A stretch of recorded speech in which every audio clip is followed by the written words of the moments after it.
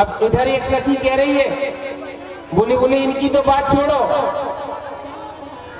ये दो दशरथ के झोटा बाल मरालन के कल जोटा। बोले इनकी तो भली चला, इनके तो बाप तक को हम जानते हैं, इनके बाप का नाम है दशरथ जी। बोले भैया अब हम नहीं मानेंगे, अब तो ऊपर देख के मानेंगे, ऊपर देख नहीं, अब नहीं, अब हम नहीं रुक सकते। बोले भी हमारे बाप को नाम ले रहे। तो भगवान बोले लेने दो, ऊपर मत देखना, तुम्हें देखना है कि नहीं, चलना है कि नहीं चलना, नहीं चलना तो चलो लौट चलो घर, चलो वापस चलो। लक्ष्मण जी बोले अच्छी आफत है भैया, बताओ वे अपने पिता का नाम ले रही है। अच्छा भगवान नीचे सिर किए हैं और लक्ष्मण जी को भी ऊपर नहीं करने देते, आगे चलते हैं। और वो सखियां कहती हैं विप्र काज कर बंद दो मगमुनि बधु उधार, आए देखन चाप मख सुन हर्षी सब नाम। अच्छा जब उन्होंने सुना कि हमारे यहाँ जो जानकी जी का विवाह हो रहा है, उसमें ये दोनों भैया आए हुए हैं। जब दोनों भैया आए हैं ये सोच करके अब वो हंसने लगती है, मुस्कुराने लगती है और भगवान से कहती है कि हे प्रभु को भल जो भल आहै विधाता, सब कहो सुनिए उचित फलदाता। हे भगवान, हे विधाता, मेरी आपसे ये विनती है कि यदि जानकी जी को विवाह हो तो यही जो है जानकी जी के पति हो, इन्हीं के साथ हमारी जानकी जी का विवाह हो। तो जानकी है मिले है वर एहू, नाहिने आली यहाँ संदेहू।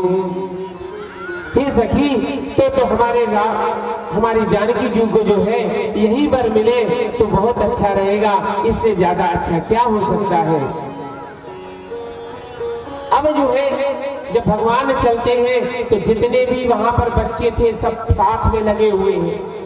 अब बच्चे सोचते हैं कि भगवान का कितना सुंदर शरीर है, गौर वर्ण है और बड़े सुंदर है, कोमल है भगवान, उनको छू ही ले, उनको स्पर्श कर ले। तो स्पर्श करने के बहाने जो है भगवान को दिखाने के बहाने कभी कभी भगवान का स्पर्श भी करते हैं। स्पर्श करते हुए कहते हैं सब शिशुए में से प्रेम वश, परस पुलक परस मनोहर गात, और तन पुल कहे अति हरस हिय, देख देख दो भ्रात। दोनों भाइयों को देख करके कभी कभी वह शिशु जो बालक संग में लगे हुए हैं रामलला का लक्ष्मण जी का हाथ पकड़ लेते हैं, कहते हैं यहाँ देखो, ये सुंदरता देखो, ये बगिया देखो, ये महल देखो, सब दिखाते हैं, बड़े बड़े सरोवरों को दिखाते हैं।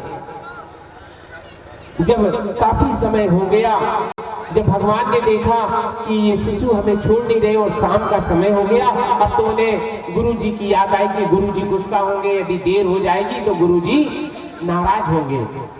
तो उन्होंने सभी शिशुओं को, सभी बालकों को जैसे तैसे मनाया और मना करके फिर निज निज रुचि सब ने बुलाई, सब ने निज अपनी अपनी रुचि से बुलाए, अपना अपना घर दिखाया और रामलला ने सबके घर को देखा है। इसके बाद में फिर जो है भगवान लखनलाल जी के साथ में सांझ की बेला होने के कारण अपने आश्रम की ओर फिर से लौट पड़े। और जब लौट पड़े तो फिर रात हो गई है। निशि प्रवेश मुनि आय सुदीना, सबही संध्या वंदन कीन्हा। अब जब रात हुई तो रात्रि आते ही सबको गुरु जी ने कहा सब अपना अपना कार्य करें, और गुरु जी की आदेश के अनुसार सबने संध्या वंदन किया, भगवान का भोग लगाया, आरती प्रसादी पाई। इसके बाद में कहते कथा इतिहास पुरानी, रुचिर रजनी जुग जाम सिरानी। और खूब सारी कहानियां गुरु जी ने बताई और कथा सुनते सुनते रात को 10 बज गए। अब सुनते सुनते कथा सुनते जा रहे हैं, गुरु जी ने कहा रामलला जाकर के जाओ, सो जाओ बेटा, क्योंकि रात्रि अधिक हो गई है। और ये कहते हुए मुनिवर ने आज्ञा दी और मुनिवर जाकर के शयन करने लगे, लेकिन रामलला सोते नहीं है, जाकर के मुनि के चरण को दाबने लगते हैं, गुरु के चरण दाबने लगते हैं। लगे चरण चापन दो भाई, और दोनों भाई भगवान के पैरों को दाब रहे हैं, जिनके चरण कमल खुद कमल के समान है, जिनके हाथ भी कमल है, मुख भी कमल है। आज वह जिनके चरण सरोवर में लागी, विविध करत विविध जप जोग विरागी, जिनका योगी महात्मा अमलात्मा विपुलात्मा महात्मा जिनका करोड़ों वर्ष तक ध्यान करते हैं, तब भी भगवान जिनके सामने प्रकट नहीं होते हैं, आज वह भगवान विश्वामित्र मुनि के चरणों को दाब रहे हैं। और दाबते हुए काफी देर हो गई। जब दोनों भाई दाबते रहे, चापत चरण लखन उर लाए। अब लक्ष्मण जी, यहाँ पर राम जी जब इतने थक गए, अब यहाँ पर जो है भगवान विश्वामित्र मुनि ने आदेश दिया कि बेटा जाओ, बार बार मुनि आज्ञा देंगे, और जाकर के भगवान ने तब जाकर के शयन किया। भगवान सोने लगे। अब भगवान सोते हैं तो लक्ष्मण जी जाकर के पैर दबा रहे हैं। अब लक्ष्मण जी तो दबाते दबाते दबाते दबाते वहीं पे सो ही गए, पैरों के नीचे लेट गए हैं। तो ये होता है रामचरितमानस में। देखो रामचरितमानस क्या बताती है, ये बताती है अपने गुरु की सेवा किस प्रकार से करना चाहिए, अपने गुरुजनों की सेवा करने के लिए प्रमाद नहीं करना चाहिए। गुरु की सेवा करते हैं और गुरु की सेवा करने के बाद में सबसे पहले उठते हैं और सबसे बाद में सोते हैं। ये गुरु की यहाँ एक दिनचर्या बन चुकी थी। अब यहाँ पर दूसरे दिन फिर क्या हुआ, अब दूसरे दिन की बात है, भगवान राम जी को जो है सुबह फिर भगवान गुरु जी ने आदेश दिया कि जाओ और पुष्प दल का चयन करके लाओ, दल पुष्प का चयन करके लाओ।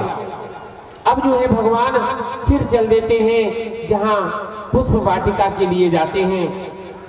और पुष्प वाटिका में जब जाते हैं तो पुष्प वाटिका में भगवान का जब गमन होता है तो बाबा तुलसीदास जी कहते हैं, क्या कहा, सुबह बड़े भोर में उठते हैं, गुरु का आदेश पाया और गुरु का आदेश पाते ही जल्दी जल्दी सब अपनी नित्य क्रियाएं की, और नित्य क्रिया करने के बाद में फिर भगवान ने जब अवसर समय जो है उचित जाना, उचित समय जान करके दोनों भाई दल फूल का चयन करने के लिए चल दिए।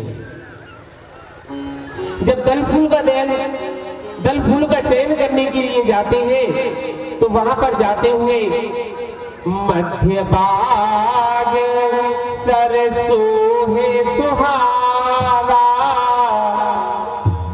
मणि विचित्र सोपान बनावा। जा करके एक बाग देखा, और जो बाग देखा है कौन का बाग था, किसका बाग था वो, उसमें लिखा हुआ है रामचरितमानस में बाबा लिखते हैं, भूप बाग बर देखे ओ जाई, जहां बसंत ऋतु रही लुभाई। राजा का वह बाग था, उस बाग को देखा जाकर के जहां पर बसंत ऋतु अपना जो है प्रकृति का बढ़िया सुंदर रूप बनाए हुए थे। बढ़िया सुंदर दृश्य देख करके बसंत ऋतु देखा, बसंत ऋतु उसमें आई हुई थी। और बसंत ऋतु ये रामलला बोले लक्ष्मण से, लखो लखन इह बाग में बसंत सदैव बसंत, बसंत सदैव बसंत, इस बाग में हमेशा बसंत रहती है। और बसंत ऋतु उस समय नहीं जब श्री राम जनकपुर में गए, फिर बसंत ऋतु कैसे, और भगवान जब गए थे तो उस समय तुलसीदास जी बोले इसलिए क्योंकि यहाँ बसंत ऋतु अपने समय से आई, मतलब कुसमय आई। उन्हें पता चला कि भगवान यहाँ पधारने वाले हैं, तो बसंत ऋतु ने कहा मैं भी यहीं जाऊंगी। तो बसंत ऋतु उसी सरोवर में, उसी बगिया में बसंत ऋतु वहीं पर ठहर गई। भगवान का दर्शन करूंगी, भगवान के दर्शन के लोभ से। जनु बसंत ऋतु रही लुभानी, और बसंत ऋतु मन को लुभाने वाली कहां पर है? भगवान श्री राम चारों ओर देखते हैं, चारों ओर देखते हैं, तो देखते देखते श्री राम बोले हम ये देख रहे हैं कि कोई दिख नहीं रहा है, और कोई दिखे तो उससे तो पूछे बाग में घुसे कैसे। अब बाग में घुसे कैसे? बाग में घुसने की इच्छा होती है, लेकिन बाग के चारों तरफ कोई दिखाई नहीं देता है, कोई नहीं दिखाई देता है।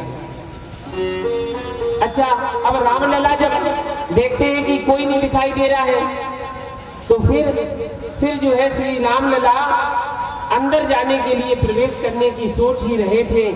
उसी समय एक माली मिल गया, बगिया का माली।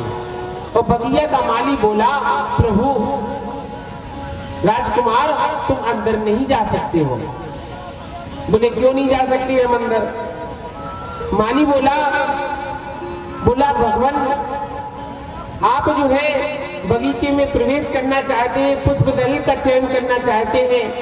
भगवान बोले हमें पुष्प दल को उतारने की अनुमति दें, हम आपको बाग में अनुमति नहीं दे सकते हो। क्यों नहीं दे सकते हो? लक्ष्मण जी को बड़ा बुरा लगा कि इतनी बेइज्जती भगवान, कि यहाँ आए अपनी इतनी बेइज्जती की, अपने को अंदर नहीं जाने दे रहे हैं। ये माली अंदर नहीं जाने दे रहा है। तो भगवान बोले बेइज्जती महसूस हुई लक्ष्मण जी को। भगवान प्रभु भैया इतनी बेइज्जती, आज तक इतनी बेइज्जती सहन नहीं की। तो लक्ष्मण जी से सुनो, लक्ष्मण जी से कहा भगवान ने कि लक्ष्मण, श्री राम ने कहा कि हमें वाटिका में क्यों प्रवेश नहीं मिलेगा, आप अनुमति क्यों नहीं देंगे? अगर हम इस बाग में नहीं गए तो पुष्प दल और पुष्प का और दयल का चयन कैसे करेंगे? अब पुष्प दल का चयन कैसे हम फूल और दल तोड़ेंगे? तो माली कहता है सरकार हम किस लिए हैं, हम किस लिए हैं? तो भगवान बगिया में अंदर प्रवेश करने के लिए माली बोला प्रभु हम किस लिए हैं? राघवेंद्र हम बगिया में नहीं जाने देंगे। श्री राम बोले तो पुष्प और दल, माली बोले सरकार हम कर देंगे ये काम, हम दल और फूल का चयन करके लाएंगे। राम जी ने कहा आपकी भावना का हम सम्मान करते हैं, पर गुरुदेव की आज्ञा है, गुरु आज्ञा करियेशी, और गुरु की जो आज्ञा है उसको मुझे मानना है। हम गुरुदेव की पूजा के लिए पुष्प दल का चयन स्वयं करेंगे, पुष्प दल का चयन आप स्वयं करेंगे। पर बात क्या है? आप माली बोले देखो भगवान, माली कहता है बड़े सुंदर भाव में कहता है, बगिया बीच जान न दई है राम जी विनती सुनो, बगिया बीच जान न दई है राम जी विनती सुनो, बगिया बीच जान राम जी विनती सुनो, बगिया बीच जान न दई है राम जी विनती सुनो, बगिया बीच जान न दई है राम जी विनती सुनो, दल फूल तोड़े हमें लई है राम जी विनती सुनो, दल फूल तोड़े हमें लई है राम जी विनती सुनो।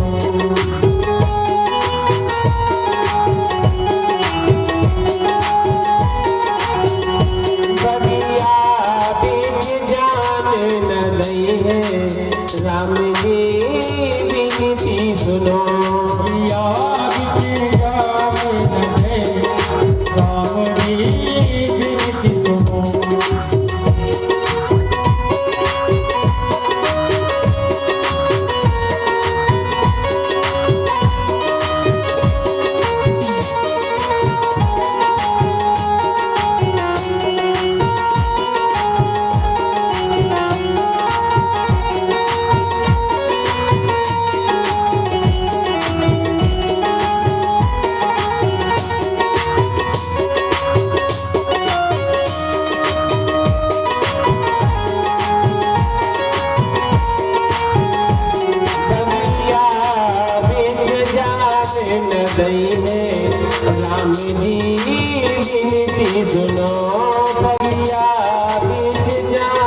नदिए राम जी बगिया बिच जाने न दे राम जी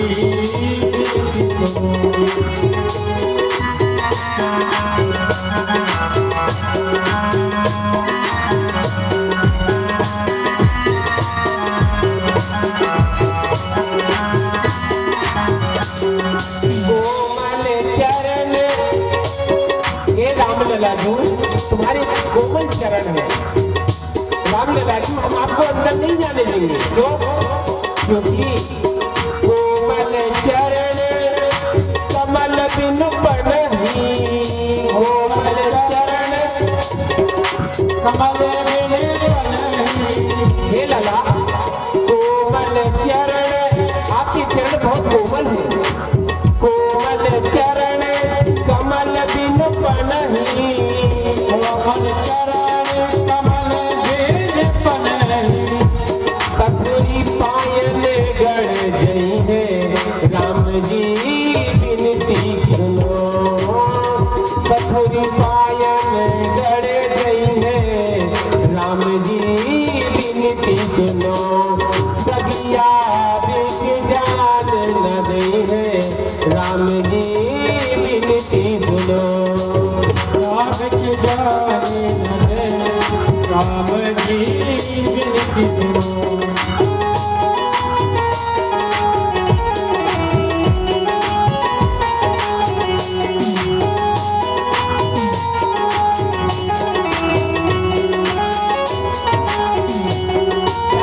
मालिक कहता है कोमल चरण कमल बिनु बनहि। हे लला, तुम्हारे जो राम लला जी, तुम्हारे जो चरण है वो कोमल है, तुम्हारे चरण बहुत कोमल है भगवान। अच्छा, कोमल चरण है तो क्या होगा? बोले इन चरणों में कमल के समान है, कमल के समान है। कमल कैसे? कमल ऐसे है प्रभु कि आपके चरण कमल के समान है। चरण कमल के समान है मतलब कमल जैसे कोमल है। अच्छा, कोमल चरण आपके जो अंदर जाएंगे तो फिर बोले अंदर जाएंगे तो यदि अगर तुम्हें ये डर हो कि हमारे चरणों से कुछ तुम्हारे बगिया को नुकसान पहुंच जाएगा, तो हम जो है बताइए क्या उपाय करें? बोले आपके चरणों में बड़ा जादू है और आपके चरणों से हमने सुना है कि जो है नाव भी है, वो पत्थर भी नारी बन गई। कहीं ऐसा ना हो कि हमारी बगिया में जाओगे तो फिर और कुछ हो जाए, यहां पर भी नारियां बनने लगे। तो भगवान कहने लगे भाई तो फिर कैसे जाएंगे? चरणों से तो जाना ही पड़ेगा। अच्छा, तो यहां कहते हैं भगवान ने कहा, अच्छा वो कहते हैं माली ने कहा कि देखो भगवान यदि अंदर जाओगे तो ठीक है। अच्छा, माली ने पहले से पंखुड़ियां बिछा रखी थी, कमल की बिछी हुई थी। वो एक नियम था वहां का कि रोज मार्ग में राजा आता था, यदि राजा आए या कोई भी आए तो कमल की पंखुड़ियां बिछाई जाती थी। तो भगवान से कह रहा है माली कि भगवान आप यदि राम ललाजू अंदर जाएंगे तो आपके चरण कमलों में पंखुड़ी गड़ जाएगी कमल की, क्योंकि भगवान इतने कोमल है। कैसे कोमल है कि भगवान सर्वाधिक कोमल है, कमल से भी कमल। इनका आसन कमलासन, तो सबसे कोमल कमल, और कमल से भी कोमल है कमला, और कमला के कोमल कोमल कमल कमल कमल के समान हाथ है। उन हस्त कमलों से वह कमला जो है भगवान के चरण कमल को दबाती है। तो जब भगवान के चरण कमल को दबाती है तो चरण कितने कोमल होंगे, उसमें भी भगवान को दर्द होता था। जब कमला यानी लक्ष्मी माता जब उनके चरण दबाती है तो भगवान को कष्ट होता था। तो भगवान के चरण कितने कोमल होंगे। तो इसलिए माली ठीक ही कह रहा है कि पखुरी पायन गड़ जई है राम जी बिनती सुनो, बगिया बिच जान न दई है, राम जी विनती सुनो। बगिया बिच जान न दई, राम जी विनती सुनो। तुम श्यामल गौर सुनो दूलालन, तुम श्यामल गौर सुनो दूलालन, आए कहाँ ते उरायन में, मिथिलेश की बगिया में बेहरो हीरो हेर सुभायन में। यह कौन पठायो दया नहीं आयो, तोर फूलन हो पायन में। रघुराज कहूँ गड़ जई लला पहुयान की पखुरी पायन में, पहुयान की पखुरी पायन में। हे लला तुमको कौन ने भेज दिया, कौन इतना निर्दयी है कि तुमने आपको इसमें भेज दिया है। हे लला यहाँ कौन पठायो दया नहीं पायो, हे लला इस यहाँ किसने भेजा है। तोरण फूल पायन में, और रगराज कहूँ गड़ झई लला पहुआन की पखुरी पायन में। अच्छा फिर तो ठीक है भैया, यदि पखुरी पानी में गड़ जाएंगी तो हम आराम से चलेंगे, तुम उसकी चिंता ना करो। चिंता हमें करने दो, हमारे पाँव में गड़ेंगी, तुम्हारे पाँव में तो नहीं गड़ रही, हमें गड़ जाने दो, हमें अंदर जाने दो। माली बोला ठीक है, यदि आप अंदर चले भी जाएंगे, मान लीजिए कि आप फिर भी कह रहे हैं कि गड़ जाने दो, लेकिन एक और प्रॉब्लम है। बोले क्या, आप क्या समस्या है। अब समस्या ये है प्रभु, उसी समय कुछ जो भ्रमण थे वो भी आने लगे। तो भगवान से कहता है, वे माली कहता है प्रभु तज तज सुमन, तज तज सुमन, जब आप अंदर जाएंगे तो तज तज सुमन मधुत मतवारे, तज तज सुमन। हे प्रभु जब आप अंदर जाएंगे, देखो ध्यान से समझना, ध्यान से समझना बात को, क्या कह रहे हैं। तज तज सुमन मधुप मतवारे, ये सुमन माने पुष्प लगे हैं, इनके ऊपर भौरे बैठे हैं रामलला, और जब ये भौरे आपको देखेंगे तो तज तज सुमन मधुप मतवारे, मुख पंकज पे मड़ रही है, राम जी विनती सुनो। अच्छा मुख पंकज पे क्यों मड़राएंगे, इसलिए मड़राएंगे क्योंकि रामलला जो तुम कमल की पुष्प की माला पहने हो, इस कमल की पुष्प की जो माला पहने हुए, इस पुष्प की माला को पुष्प देख करके वो आ जाएंगे। अच्छा फिर तो बोले एक ही कमल थोड़ी है, अब ये कमल ही कमल देंगे तो वो कहाँ जाएंगे। बोले कौन से कमल। पद कर कंज लोचन कंज मुख कर कंज पद कंजारुणम। अब यहाँ तो कमल ही कमल है, अब वो भोरे जाए तो कहाँ जाए, अब उसको छोड़ेंगे, उन फूलों को छोड़ेंगे तो यहाँ पर कमल दिखाई दे रहा है। नेत्र कमल, नेत्र कमल, फिर चरण कमल, फिर मुख कमल, कितने कमल हैं। अब इन कमलों को देखेंगे तो फिर भोरे क्या करेंगे, यहाँ पर आपके चारों ओर मंडराने लगेंगे भगवान। मुख पंकज पर मड़ रही है, राम जी विनती सुनो। मुख पंकज पर मड़ रही है, राम जी विनती सुनो। बगिया बिच जान न दई है, राम जी विनती सुनो। अच्छा तो फिर तुम इसकी भी चिंता ना करो, हमारे मुख कमल पर मड़राएंगे, मड़राने दो, हम फिर भी चले जाएंगे अंदर। भगवान एक ही बार थोड़ी है, अब एक और समस्या है। बोले अब कौन सी समस्या है। समस्या ही समस्या है। बोले कौन सी समस्या है। बोले भगवान चरण छुअते, चरण छुअते उड़ गई शिला प्रभु, चरण छुअते उड़ गई शिला प्रभु।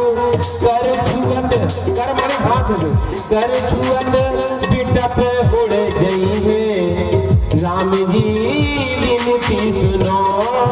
बगिया बिच जान न दई है, राम जी विनती सुनो। बगिया बिच जान न दई है राम जी विनती सुनो दलपुर तोल हम लई है राम जी विनती सुनो। अच्छा तो फिर क्या, अब मतलब अब तुमने कहा है प्रभु यदि अब अंदर जाएंगे आप, अब ये समस्या दूसरी एक है। बोले क्या समस्या है? बोले अगली समस्या ये है कि चरण छुअत उड़ गई शिला पूरी। आपके चरण को छू करके मैंने सुना है कि शिला भी उड़ गई और नारी बन गई। और कहीं आपने हमारे विटप, आप जाएंगे तो हाथों से तोड़ेंगे और हाथ से कर कमलों से तोड़ेंगे तो कर छुअत विटप उड़ जाइए और हाथ के छूने से हमारे ये पुष्प और उड़ जाएंगे। ये पौधे ही उड़ गए तो फिर हम क्या करेंगे? नारियां बन जाएंगी, फिर क्या होगा? अब भगवान कहते हैं तो एक काम करो, हाथ धुला दो भैया। बोले हाथ धोना है तो प्रभु आपको अंदर सरोवर में जाना होगा। अब सरोवर कहाँ? बगिया के बीच में है। अब बोले सरोवर में, तो यहाँ रामलला से कहते हुए क्या कहा है? श्री रघुनंदन जू सुनिए हम बाग के भीतर जान न दई है जादू बड़े तुम जानत हो सोई जान के टोना आप चलही हैं। आप कोई जादू चला दो। आई रही मिथिलेश की नंदनी सो के भांति सेवक बनी है और उड़ के पग के पर से पथरा करके पर से पथरा उड़ गई है। अरे करके पर से बिरवा उड़ गई है। भगवान से कहता है माली, कहता है प्रभु आई रही मिथिलेश की नंदनी सुखी भांति सेवा करी है। अब मिथिलेश की नंदनी आ रही है, अब उनकी मुझे सेवा करनी है। और यदि आप आ गए और आप अंदर गए और आपके जब आप सरोवर में जाएंगे तो आप वहां पर जाकर के फल पुष्प तोड़ेंगे तो आपके कर के छूने से तो पहली बात तो बिटप ही उड़ गए कहीं, तो क्या होगा? और दूसरी बात, और यदि आप कहते हैं कि हम अपने हाथ धो लेंगे और हाथ धोने के लिए यदि आप सरोवर में गए तो वहां भी बड़ी परेशानी है। बोले क्या है अब परेशानी? सरसों पान शिला पद पर सत सरसों पान शिला पद पर सत। बोले मतलब जब सोपान यानी सीढ़ियां बनी है, सरोवर में क्या है? सीढ़ियां हैं और सीढ़ियों में पत्थर लगे हुए हैं। अब उन पत्थरों पे कहीं आपने पैर रख दिया तो फिर सरसों पान शिला पद पर सत प्रभु सब नारी बन गई है राम जी विनती सुनो बगिया बीच जान न दई है राम जी विनती सुनो बगिया बीच जान न दई राम जी विनती सुनो।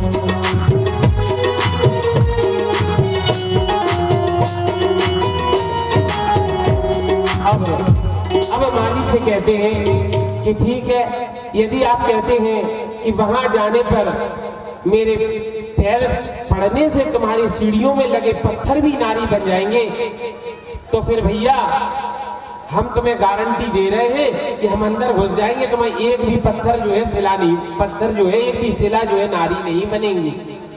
ये विश्वास दिलाते हैं। तो भगवान कहते हैं, तो भगवान से माली कहता है तो प्रभु अब अगर प्रवेश करना है तो एक बात और सुनो, आखिरी बात। बोले हाँ, पहली बात तो यहाँ पर आपको प्रवेश करना होगा तो पहले जब बोलोगे सियाजू की जय तब प्रभु प्रभसन तुम भई हो राम जी विनती सुनो। जब बोलोगे सियाजू की जय तब ही प्रभु प्रभसन भई है राम जी विनती सुनो।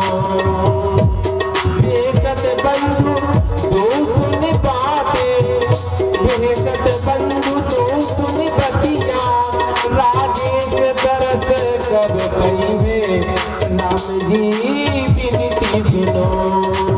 बगिया बीच जान न दई है राम जी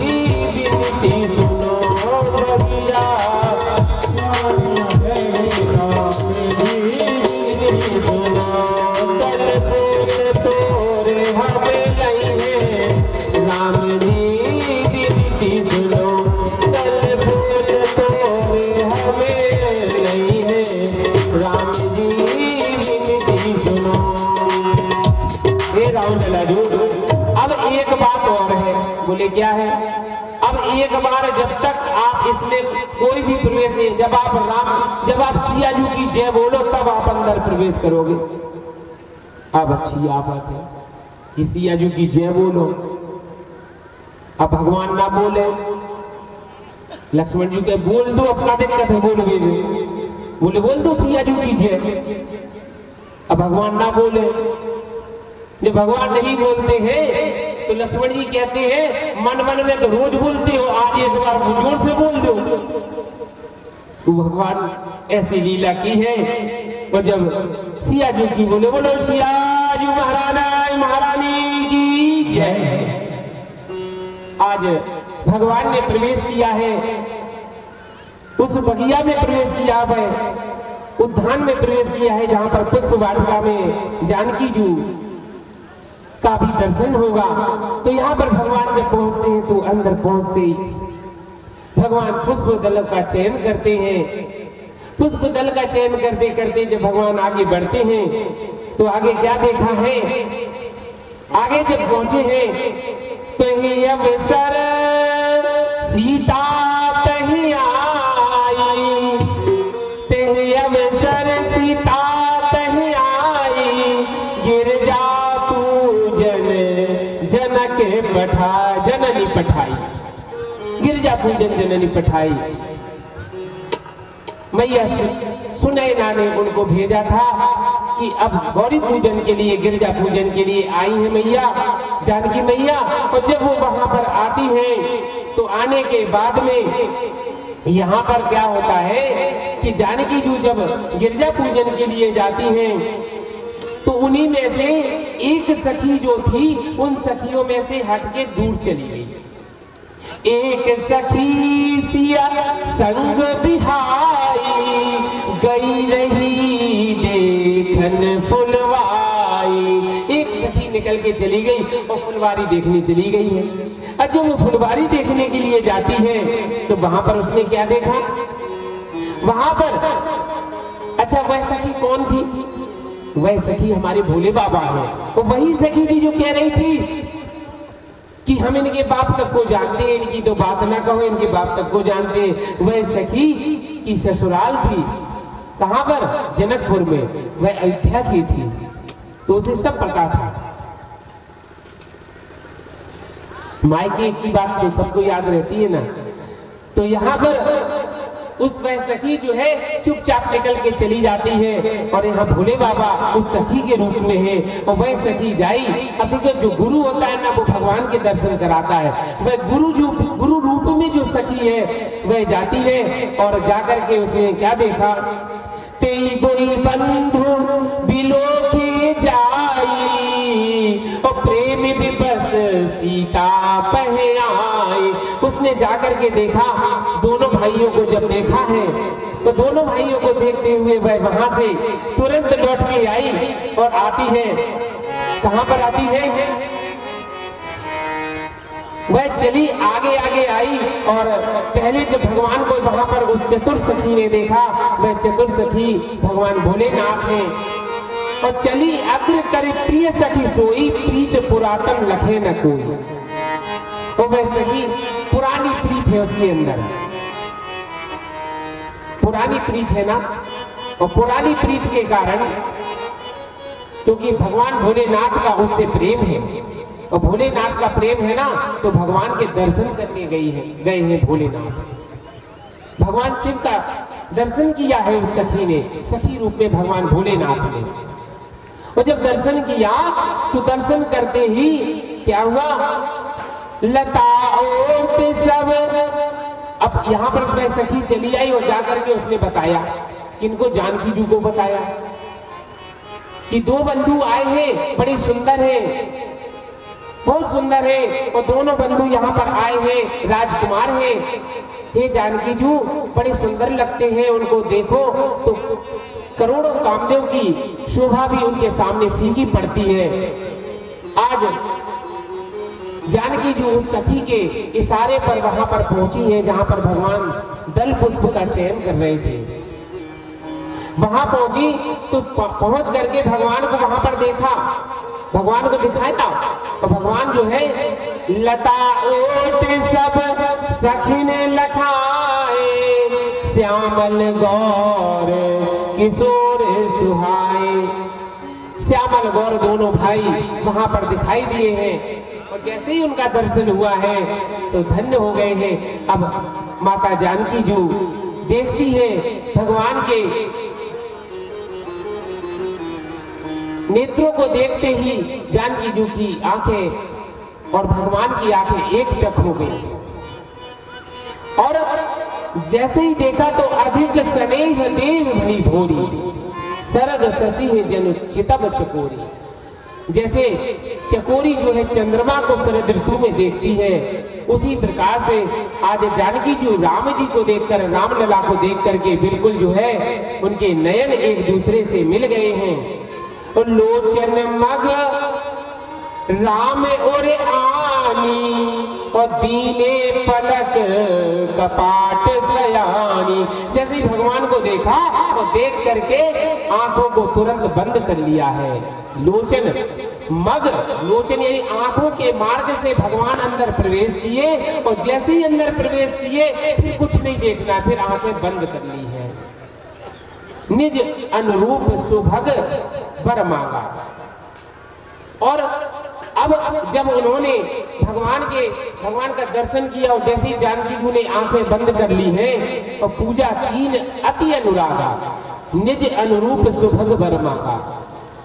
और माँ से प्रार्थना की थी, किशोरी जी अपने लिए नहीं, अपनी बहनों के लिए अनुकूलता मांग रही है। पूजा अपने लिए नहीं, सभी को मिलकर राष्ट्र के कल्याण के लिए पूजा करनी चाहिए।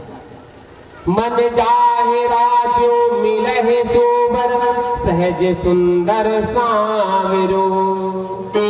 और मैया गौरी मैया ने उनको आशीर्वाद दिया और ये आशीर्वाद दिया तो भगवान उनकी गौरी मैया की जो माला थी वह माला जो है जाकर के जानकी जी के गले में गिर गई। इस प्रकार से यहाँ जो है पहले ही सीता जी का और राम जी का मिलन हुआ है, पाणी ग्रहण तो यहीं पे हो गया।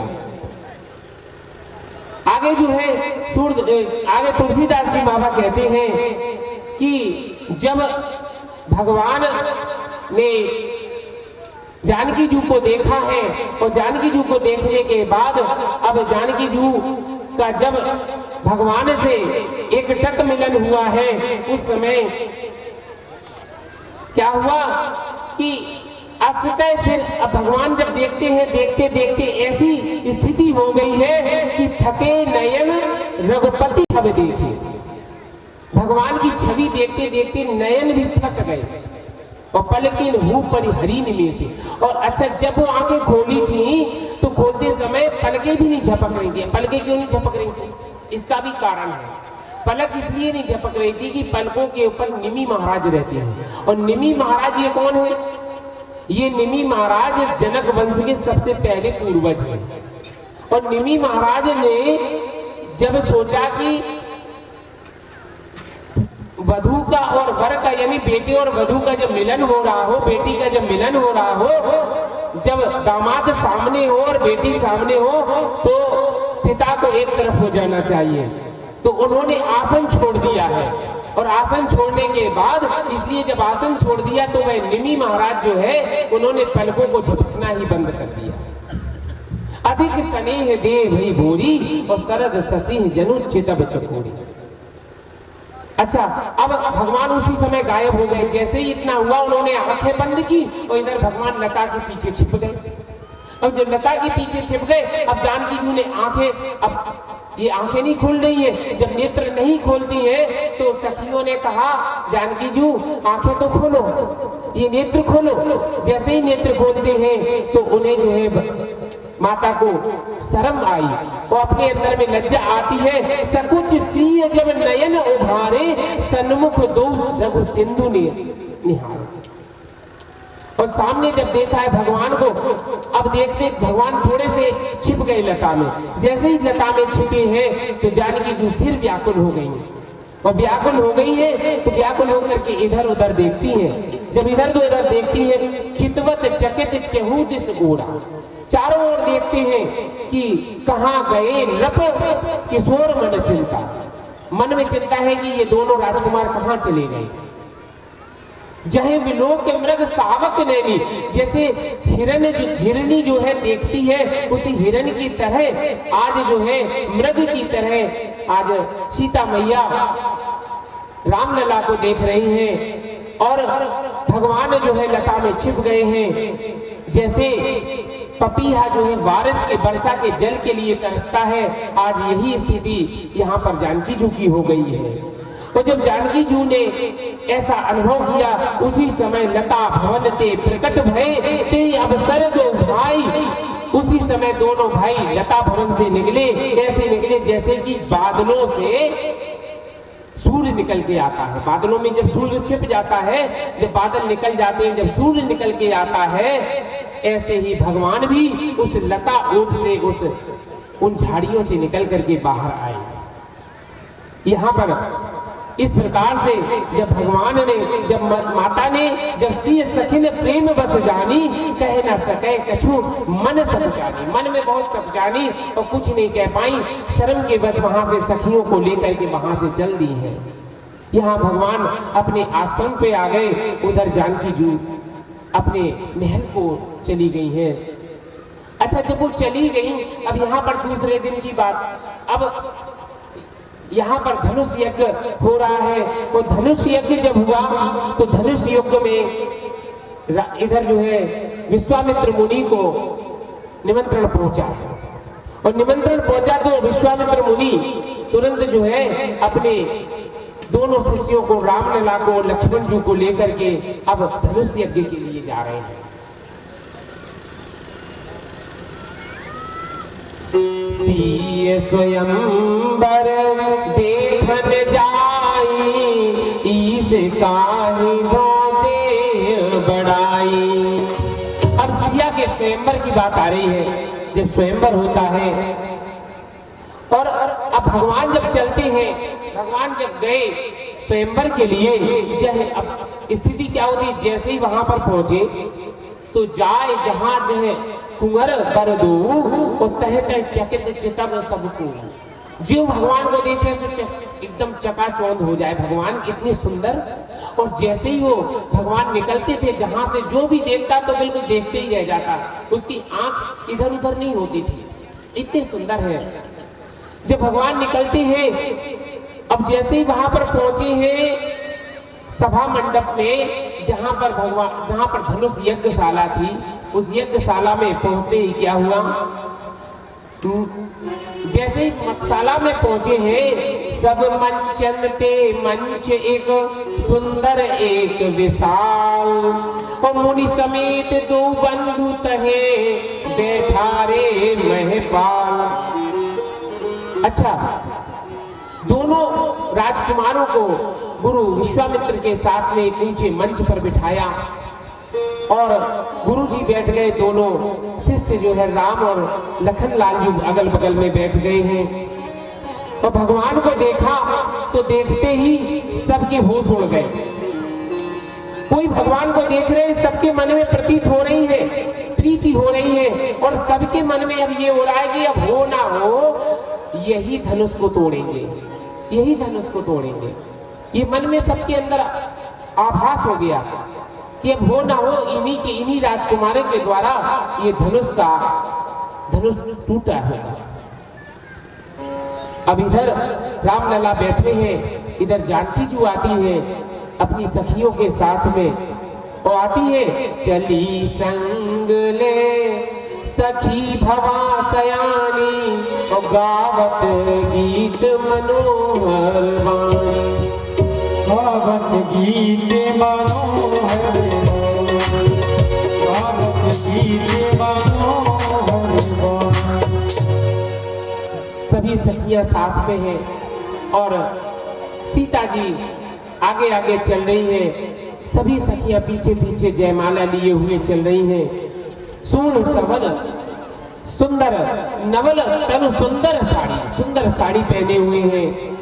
और रंगभूमि में जैसे ही मैया पहुंची है तो वहां पर स्थिति क्या है, वहां की स्थिति तो ऐसी हो गई है कि जितने भी राजा थे भूप सहस दस एक ही 12, जितने भी भूप बैठे थे सब राजा इकट्ठे यहाँ बैठे हैं। और इधर जो है एक जो उनका राजा जनक का एक सेवक था, उसने यह प्रतिज्ञा की, वहां पर सुनाई। क्या सुनाई? कि सोई पुरार को दंड कठोरा, राज समाज आज जो तोड़ा, त्रिभुवन जय समेत ले दे ही, बिनु विचार बरहे हटते ही। जो इस राज समाज में जो इस धनुष को तोड़ देगा, शिव धनुष को, उसके गले में हमारी जानकी जी जयमाला डालेंगी। जब ये सुना और इधर सीता जी, इधर माता प्रभु को देख रही है कि प्रभु दिखाई नहीं दे रहे हैं, रामलला दिखाई नहीं दे रहे हैं, तो सीय चकित चित रामय चाहा। भगवान का ही प्रेम है उन्हें, उनके अंदर बस राम ही बसे हुए हैं। अब मुनि समेत जब देखे, मुनि के साथ में देखे दो भाई, लगे ललक लोचन फल पाई। जैसे मुनि के बगल में जैसे हुई उन्होंने देखा, माता ने देखा, तो तुरंत उन्होंने अपनी आंखों का लोचन का फल पा लिया कि नेत्रों का होना तभी सही है जब भगवान का दर्शन हो। अब जो है वहां पर जब ये प्रतिज्ञा हुई, और प्रतिज्ञा होते ही सब राजाओं ने अपनी अपनी फेंट कसी और एक एक करके परकर बांध उठे बुलाई। सब अपने अपने वस्त्रों को कमर कस के और ताल ठोक करके उठे और बस गए उठाने के लिए। अब उठाने जाते हैं तो कितने, एक नहीं, भूप सहस दस एक ही 12, एक नहीं, दो नहीं, 10 हजार राजा जो है धनुष को उठाते हैं इकट्ठे, लगे उठावन और तरई नटार, सब उठाने का प्रयास करते हैं, लेकिन वह धनुष अपने स्थान से हिलता भी नहीं है, हिलता भी नहीं है वह धनुष। अच्छा, भूप सहस दस, अब सहस दस, भूप का मतलब समझ रहे हैं? सहस दस का अर्थ होता है 10,000, और 10,000 में कितनी बिनती होती है, कितनी गिनती होती है, कितनी बिंदी होती है? 3 बिंदियां होती हैं, 3 जीरो होते हैं, 4 होते हैं। जो 4 जीरो होते हैं, एक अपने आप को ही हीरो समझता है और 3 तो जीरो है। मतलब 10,000 में 4 बिंदी है, उन 4 बिंदियों में ये सब जीरो है, एक ही जो है हीरो है। और पूरे राज समाज में यहाँ पर अब विश्वामित्र मुनि बैठे और भगवान भी बैठे, लक्ष्मण जी बैठे हैं बगल में, और यहाँ पर जो है सभी राजा बहुत प्रयास करते हैं। मुनि समेत दो बंधु तहे बैठारे नहीं पाए, और मंच पे बैठाया गया, बड़े आदर से बैठाया गया। और यहाँ पर अब क्या होता है कि रावण आया, रावण ने भी उठाया, रावण बाण आने ही चापा, रावण ने और बाणासुर ने भी चाप को पकड़ा, लेकिन वो भी सब जो है हार गए और धनुष को उठा नहीं पाए। रावण बाण महाभट भारे, और देख सरासन गवय सिगारे, और जैसे सरासन को देखा उठाने की तो हिम्मत ही नहीं पड़ी, और हार करके ही पहले ही हार मान ली और भाग गए। अब जब कोई भी ना उठा पाए, चारों ओर सन्नाटा छा गया। अब कई राजा प्रयास करते थे, अपने को महाबलशाली समझते थे। जब ये देखा गया कि किसी से वह धनुष हिल भी नहीं रहा है, तब जो है, अच्छा ये धनुष के बारे में पता है, ये धनुष आया कहां से था? राजा निमि के एक पुत्र का नाम था देवरात। राजा देवरात ने भगवान शिव की तपस्या की थी, उससे प्रसन्न होकर के भगवान शिव ने यह धनुष इन्हें दिया था। और जो पिनाक इसका नाम था, यह धनुष जब उठाते थे तो एक भी राजा इसको हिला नहीं पाता था। जहे बिरंज रच सीय संहारी, तह श्यामल वर रचो बिचारी। अच्छा, अब जिसने भगवान ने जोड़ी पहले ही से बना दी है, तो परमात्मा तो पहले से ही निश्चित कर देता है इसका विवाह किसके साथ होगा। लेकिन आज राजा जनक के मन में ये ग्लानि हो रही है, क्या इस पृथ्वी पर कोई ऐसा वीर नहीं है कि जो इस धनुष को उठा सके। अब जने को माखे भटमानी, और वीर विहीन मही में जानू। जहो आस, जाओ अपने अपने घर, तुम में से कोई वीर नहीं बचा है, शायद इस धरती पे अब वीर नहीं बचे हैं। जाओ सब अपनी अपनी आशा छोड़ दो, तजो आस निज निज ग्रह जाओ, लिखा ना विधि वैदेही विवाहु। शायद विधाता ने ये विवाह लिखा नहीं है, सब अपने अपने घर जा सकते हो। आज मैं जान गया कि यह धरती वीरों से खाली हो चुकी है, इस धरती पर शायद कोई वीर नहीं बचा है। जैसे ही ये बात लक्ष्मण के कानों तक पहुंची, माँ के लखन कुटिल भई भोहे। अब लक्ष्मण जी को तो बड़ी गुस्सा आ गई, ये जनक जी कह क्या रहे हैं कि अब जैसे ही लक्ष्मण जी ने सुना तो लक्ष्मण जी तो क्रोध के मारे दांत पीसने लगे और पैरों को पटकने लगे हैं। ये कैसी बात कह दी है आज राजा जनक ने, आज ऐसी बात कह दी है कि जो सुनकर के राजा जनक की यह बात सुनकर लक्ष्मण जी के पूरे शरीर में रोमांच हो गया है, रंग रंग में खून दौड़ गया है। कह ना सकत रघुवीर डर, अब भगवान के डर से कुछ कह नहीं पा रहे हैं। लगे वचन जनुमान, बाण के समान वो वचन लग गए। नाय राम पद कमल सिर बोले गिरा पर। भगवान राम के चरणों में प्रणाम किया और बोले रघुवंशन में जह कौ होई, तेह समाज अस कहे न कोई। रघुवंशियों में यदि कोई भी यदि एक समाज में बैठा हो, वहां पर ये नहीं कह सकते हैं कि समाज यह धरती वीरों से खाली हो गई है। ए राजा जनक, आज तुमने बड़ी अनुचित वाणी कही है।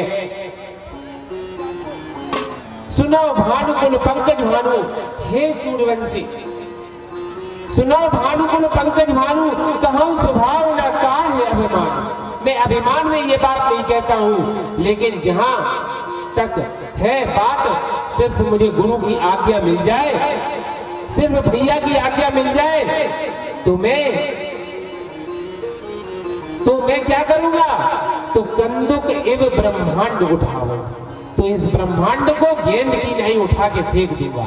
लक्ष्मण जी बोले और तो और तोरो छत्रक दंड जिली, तब प्रताप बलनाथ। और प्रभु की कृपा से मैं इसे कुकुर मुत्ते की नाई से तोड़ दूंगा धनुष को।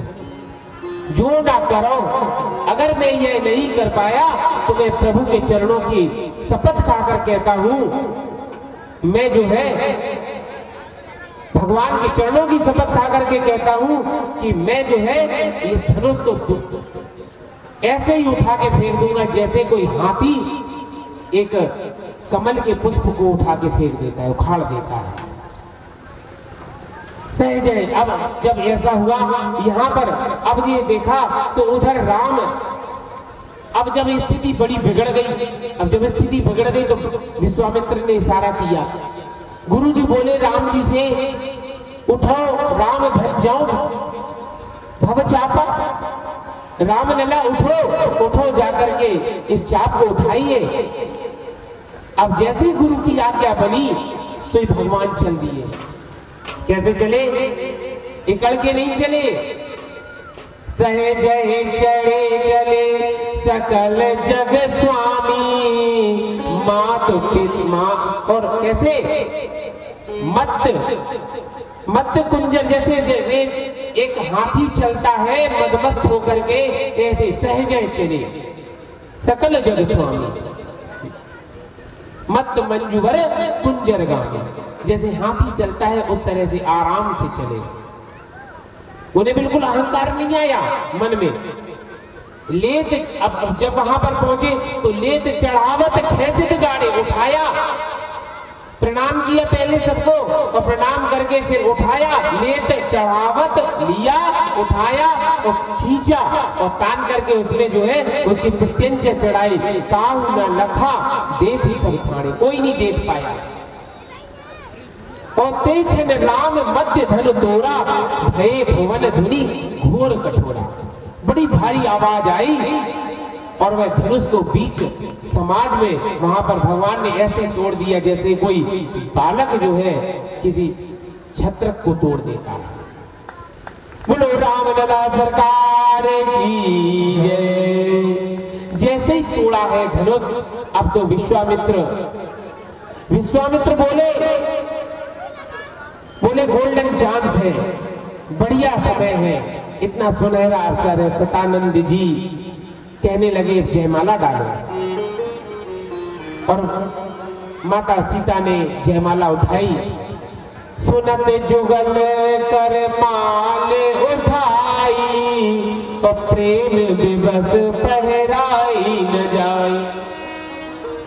और प्रेम से जो है जयमाला उठाई मैया ने, लेकिन वो माला जो है पहनाई नहीं जा रही है। क्यों? प्रेम विवश।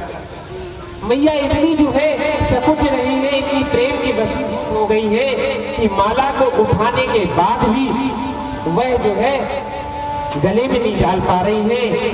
प्रभु के बस सोच रही है, मन ही मन में चिंतन हो रहा है और विवश है, आगे बढ़ती है। माला उठाई लेकिन पहनाई नहीं जा रही है। और पीछे से सखी बोली पहनाओ माला, जयमाला पहनाओ। तो जयमाला पहनाने का जब वक्त आता है, उस समय सीता जी बोली मैं क्या करूं, प्रयास तो बहुत कर रही हूं, डाल ही नहीं पा रही, लेकिन पहना नहीं पा रही है। थोड़ा सा आप कह दो सिर झुका लो, थोड़ा सा आप कह दे कि सिर झुका दो, तो पीछे से सखी बोली राम ललाजू सिर को झुका लीजिए। अब राम ललाजू सिर झुका लीजिए, तो राम जी जो है मन किए सिर झुकाने का कि झुका लेंगे, लेकिन लक्ष्मण जी पीछे से बोले, क्या बोले, धनुष तोड़े ऊपर से सिर भी झुका, बिल्कुल नहीं झुकाएंगे, खड़े रहो भैया सीधे, बिल्कुल नहीं झुकना है। झुकने के लिए आए हैं क्या? धनुष का धनुष तोड़ दिया, आप कह रहे कि सिर झुका। हमारे भैया वज्र से भी कठोर धनुष तोड़ते हैं। आज जो है लक्ष्मण जी बोले धनुष तोड़े ऊपर से सिर झुकावे, ये कौन सी बात हुई? तब लक्ष्मण जी जब ये कहने लगे, ये बोले 10,000 राजा जब इस धनुष को नहीं हिला पाए, सब अकड़े मकड़े बैठे हुए हैं यहाँ पर, हमारे भैया वज्र से कठोर धनुष को तोड़ दिए, ऊपर से अलग से ये बात भी होती है कि झुका झुकी करो, बोले झुका झुकी नहीं होगी, यहाँ पर किसी भी प्रकार की झुका झुकी नहीं होगी, भैया बिल्कुल सीधे खड़े रहना। अब राम जी खड़े, अब ना सिर झुका पावे ना सिर ऊपर कर पावे, अब राम जी फंस गए बीच में। अब विश्वामित्र जी खड़े, विश्वामित्र बोले अच्छा कहां से कहां इस मूर्खों को ले आया, ना ले आता इसे तो भैया उससे तो भरत को ले आता तो सही है, सीधा साधा भरत था, उसको बेचारे को छोड़ा है, इसको लेके कहां से कहां आ गया। अब एंड टाइम पे इसने जो है सब गुड़ गोबर कर दिया, सब बेकार कर दिया। इसी समय बोलने की क्या आवश्यकता थी? एक सेकेंड में बस थोड़ा रुक जाता, एक सेकेंड में जयमाला गिर जाती, सब कुछ ठीक हो जाता। अब इतनी बात कही, अब राम जी खड़े, अब सखी पीछे से कहती है राम ललाजू ये ससुराल है और ससुराल में बड़े बड़े के सिर झुक जाते हैं, आप जो है सिर झुकाइए।